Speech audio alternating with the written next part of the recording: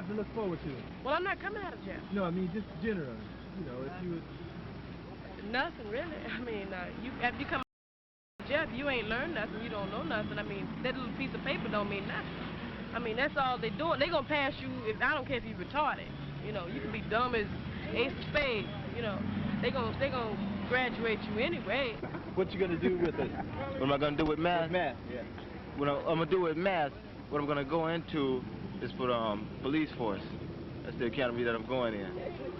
You gonna be a policeman there? I'm gonna try it. What you gonna take? I'm gonna be a nurse, a male nurse.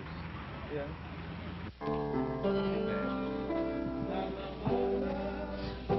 Not my father, but it's me, oh Lord. Standing in the need of prayer. Standing in the need of prayer. It's me. I used to watch television a lot, you know, and all I would see is a white man using guns in order to defeat the Indian. Everywhere I turn, you know, they use violence, you know, wars to win over things, you know. And that's the only way I can see that things could be accomplished. John was telling me you went up to this church thing and they took y'all up in the mountains to Camp Spirit or whatever it was. Camp Enchantment, whatever it was. And you came back, man, and you was... Your name Ted, man? No, Greg. I came back and I was what? You was all spiritual and talking about you tore up your chairman, you know, that little old red book you got by Mao Tse-tung? Yeah, you tore it up. You tore it up. That book was gone a long time ago, man. Mom got on my case about it. It's time for me to start now. First time I got suspended for school was March the 7th, 1969. We had a walkout on March the 6th. Some students got together. They protested against teachers that wasn't teaching and books that was made when I was born back in 1954 or so. They can't discount these guys. Oh, Lord, have mercy. Now what are we playing? 4-way? Or if we play partners, you know they're going to have a damn chance. I went over to Adams, and the students on campus, some students knew me. And they thought I was going to do the same thing over at Adams that happened over at Carver. I was called in the office, later surrounded by security guards and sent home. And they tried to accuse me of burning the flag. In the wintertime. See, you was trying to get Big Six out of his hand. Just keep that up. It's coming. Leo gonna get it. No, Leo ain't gonna get it. Leo gonna mess up. What? Went over to Edison for one day. Got kicked out over there. I ended up staying out of school, you know, for the rest of that school year. And they let me in Jefferson High School, you know, after the summer. And told me I better not be involved in anything on that campus. You ain't got no army, you ain't got no air force. Only got 3 niggas in the world got an airplane. Shit, they ain't got no bombs to go along with you running out there. I bet you all white men gotta do is let all that food, let you niggas go down to the market, buy up all the food out of ShopRite and ABC. That's all you got in your community and around. And then when all the food is gone, he stop his trucks from coming downtown, then you niggas be eating each other. You ain't gotta do nothing. I spray you with DDT. You better get hip, boy. Better get the buck, man. Get the buck, man. When you start controlling Dow Jones Industrial and start getting some niggas in the World Bank, you understand? And get some niggas up there in Westinghouse, and every time the president want to raise the price of gold, he got to call 12 of us in and 6 of them, then we saying something. I have 2 brothers besides myself and a stepsister. One brother's 21 now. He's in the Marine Corps. The other's my twin brother. Say, man, I'm a future temptation, brother. Remember that. I'm your twin brother. Freddie, you know, he's interested in music. He has a singing group, you know. He's been with him for about 4 or 5 years now. Can turn the gray sky blue. I can build a castle from the single greatest sin. I can make a ship sail high or die land. But my life is incomplete and I'm so blue. Cause I can't get next to you. Get next to you. I just can't get next to you. No matter what I do.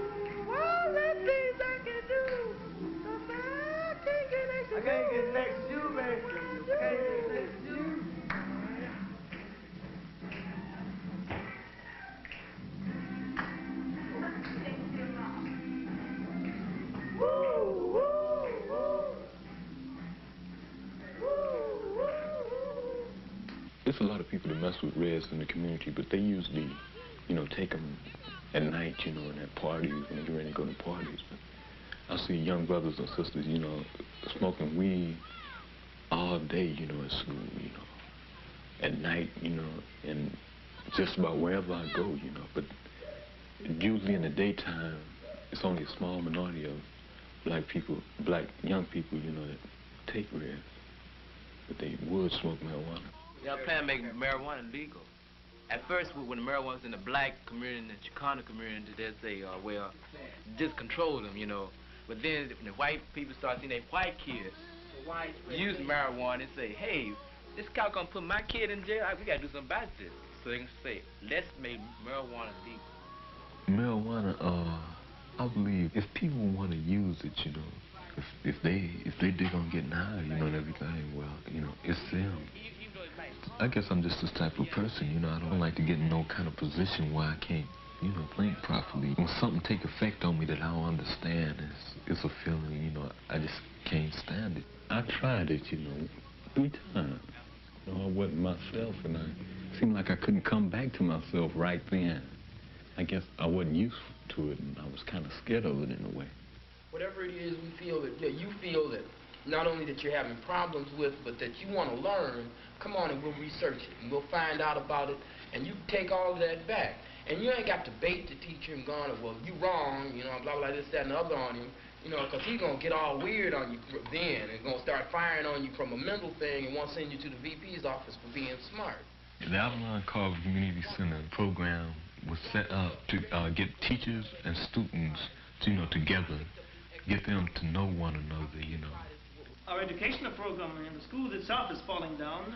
Secondly, when you youngsters try to help yourselves, you're not even getting school teachers to come here to help you. So these things ought to be examined. Why is this so? Okay, do you think you're as smart as probably one of them white students out in Hollywood? Have you ever came into contact with a white student on your same age bracket? No, I haven't. You haven't? Have you? Nope. What about you? They throw them big words on me, you know, think I'm just dumb. So many things wrong with the schools over here in the ghettos. Black students at my school, they came up, you know, from elementary school and junior high school, and I'll say half of them, you know, don't know how to read. You know, they should have been taught those things in elementary and junior high school, and they wasn't, you know, and it's hard for them to go through high school, and they're not really learning anything. I first came in contact with some visitor workers up at Avalon Carver Community Center. They had just rented a building in the community, and they wanted to know what could they open the building for. We were discussing what we want this school to be, you know, what we wanted, you know, to have in this building. We came up with some ideas with things we can do in the community, you know, using this for a community center and you know, having some type of counseling program where if young people got, you know, harassed by the police or, you know, had trouble at school with administrators and other teachers, they could, you know, come here and talk to someone. I found myself going to meetings up at South Park, and they had other organizations up there, you know, Black Panther Party. And they was passing out some little red books, you know, quotes from Mao Zedong. So I picked up one of these books and started going through it. And I began to see that statement in there, and political power grows at the end of a gun barrel. It began to stick with me. I read in the paper today they made a brother admiral. One brother, they made him an admiral. You understand? They want everybody to get happy. They probably have it on KGFJ this week. You know, the guy started off as a post office clerk and worked his way up. After 74 years in the Navy, they made him an admiral. We are making progress. 74 That years. is progress. That's what it is. Progress? So you a fool? How the hell is that progress, man? Wait a minute, what did you say? You just Fine. said Fine. you just said a few minutes ago that. Yeah, but it made me mad when you say talking about progress. No, you just said how you gonna make how you gonna make how progress, can we man? change the society in our community and get power? We don't have guns and machines and all this type of stuff. So you're gonna infiltrate the police department? No, I didn't Right. say you jumping the subject. Right. I'm talking about the admiral. Okay, what is the admiral's job? What's the admiral's job? Yeah. I think this guy here, he's gonna command 3 ships up in Alaska. You see? And he's gonna make sure that the Russians don't steal all the tuna Out of the water. You see that picture up there on that wall, man? Every time I look at that picture, you know, I want to curse my brother out about that, man. I say, okay, he came on the other day, you know. I just asked him, is that necessary, you know? Okay, he said, yeah, you know, it is necessary. You know, we don't want communism to take over this country or something.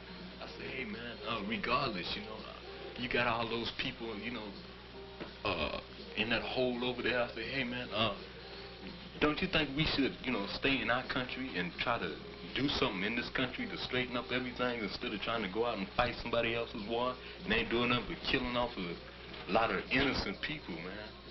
To me, a revolutionary is the person who wants change by either peaceful means or violent means if necessary.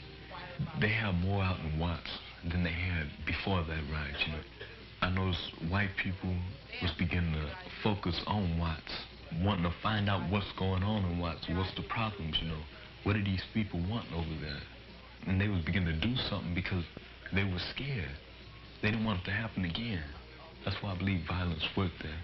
The Black Panther Party started off by every little youngster I see wanted to be a Black Panther, you know. But it seems like now, you know, they fighting against each other. See, the pigs or the police department, or y'all not used to that language, so I use police department. No, see, they think somebody's some rookies or something. Man. We know what's going on. That's right, the Irvines, man, the pig, the fascist. Right on, man. The dog, whatever you want to call it. The police department, the pigs, man. And you know, they ripped off all the Black Panther leaders, man. So the ones that's there, you know, yeah, they good followers, and no, they not leaders, man. See, they stopped the free breakfast program. You just said they had all the leaders. Maybe that's all they need, another leader. Another leader ain't gonna do nothing but get ripped up again, send to prison, or get shot or something. We'll get more and more and more. Hey, man, how far can we go? It's got to start somewhere. Hey, man, look, We've been starting, that's the whole point. We've been starting all types of places, man. Starting and stopping. No, starting to be destroyed.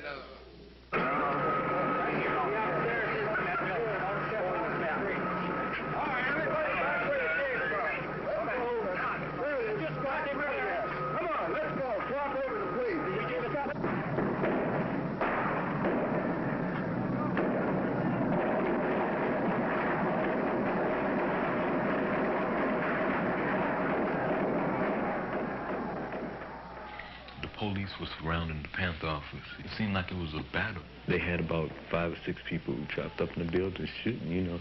And whatever the Panthers brought out, you know, they brought out something bigger, you know. I even seen a tank rolling up the street with the police department on it. When I went down to the Panther office a couple of days later, you know, they helped clean out the building. When I went up there, I had to wear a gas mask because the fumes were so strong. I seen bullet holes all in the walls, you know.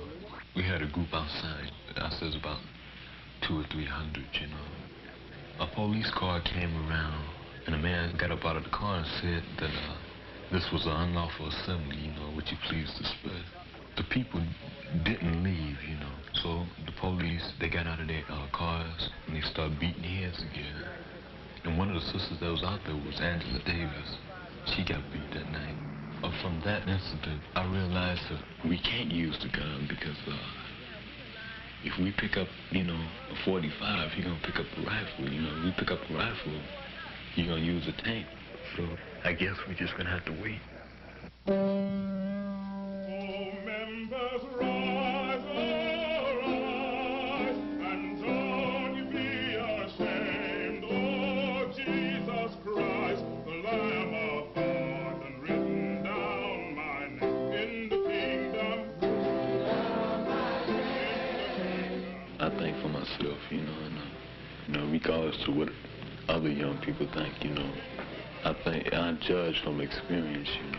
I guess I want to be myself, be somebody new, you know, instead of somebody saying, oh yeah, he's like Malcolm X. I want to say he's like Teddy Gibson, you know, whatever that is, you know. Come out to the house of God. And as we come, Master, we know that it's no goodness of our own, but it's by the grace of God that thou hast brought us this far.